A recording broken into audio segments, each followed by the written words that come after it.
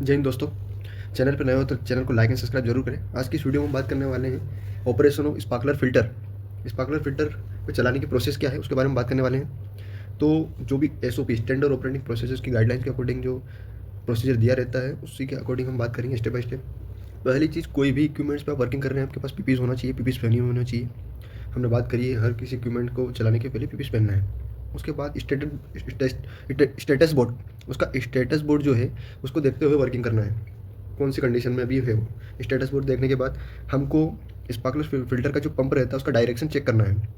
Sparkler filter का direction कैसे check करेंगे, तो जो पंप रहता है उस पर डायरेक्शन का एक एरो रहता है, उसी दिशा में वो डायरेक्शन उसका मूव करना चाहिए।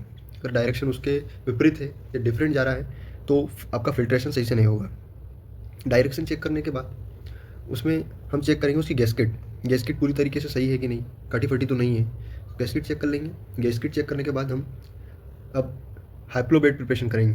हाइप्लोबेट प्रिपरेशन जो उसकी प्योरिटी प्योरिटी लाता है, इम्प्योरिटी को खींच लेता है पूरा उसमें।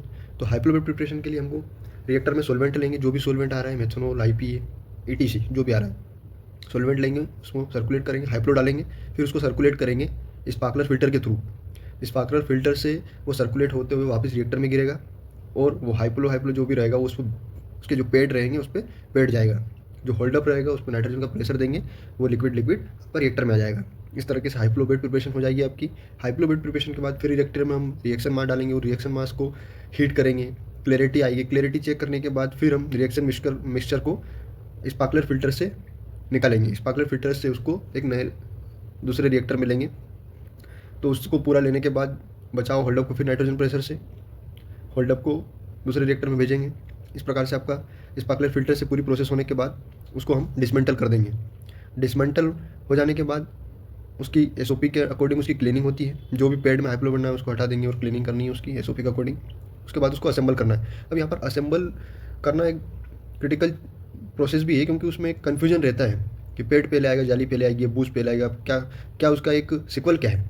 तो उसके बारे में बात कर लेते हैं। तो आप जब स्पार्कलर को नीचे से ऊपर की ओर असेंबल करते हैं तो नीचे एक मेन प्लेट्स रहती है।